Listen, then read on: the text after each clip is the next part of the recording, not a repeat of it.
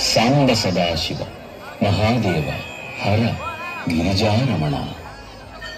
శ్రీ శివపార్వతుల కళ్యాణ కథాగానం బహుపావనం. జన్మజన్మాంతర పాప నివారణం, ముక్తిప్రదం, శక్తి సుపథం.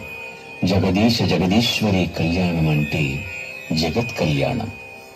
కళ్యాణం అంటే మంగళం, భద్రం, శ్రేయం, శుభం అని కదా లోకరూఢి.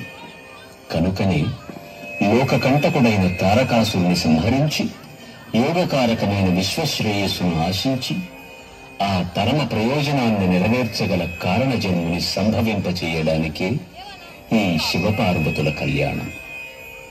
పర్వతరాజపుత్రి హిమవంతుని తనయ పార్వతీదేవి వలచి వలపించుకుని మరును గెలిపించుకున్న మనోజ్ఞ గాథ ఇది. సర్వసంగ పరిత్యాగి అయి ఆదిమధ్యాంతరహితుడై సతీ వియోగానంతరం తపస్సమాధిలో ఉన్మీలుడైన హరుడు లోక సంక్షేమార్థమై మన్మథ ప్రేరేపితుడై ఆపై మదననపై కుపితుడై వానిని భస్మం చేసి అటుపై నగరాజసుత పార్వతి పట్ల ప్రేమోద్దీపితుడై పరిణయమాడిన మధురేతి వృత్తమిది. ప్రళయకారకుడైన పరమేశ్వరుని ప్రణయవరునిగా సాక్షాత్కరింపజేసే గళన్మంగళ గేయ రూపకమిది.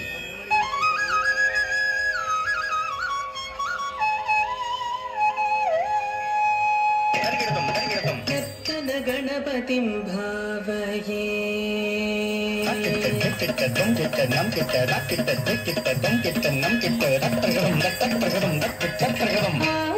ఆనందనర్తన గణపతిం భావయే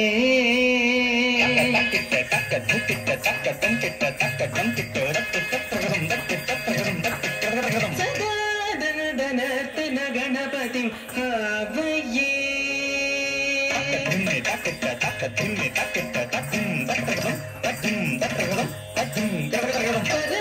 పరమానందనర్తన గణపతిం భావయే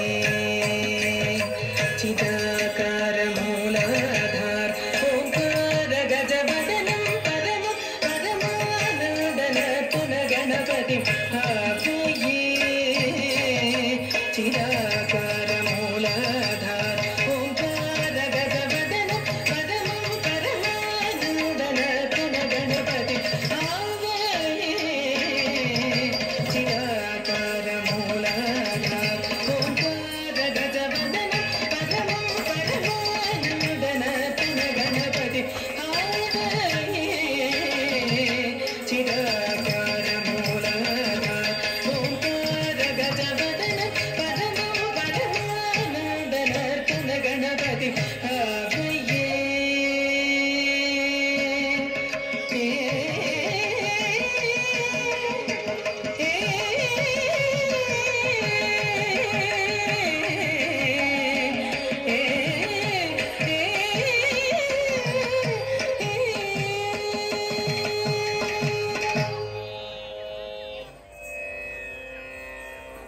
అమ్మయ్యా, కార్యక్రమం ఇంకా ప్రారంభం కాలేదు కదా.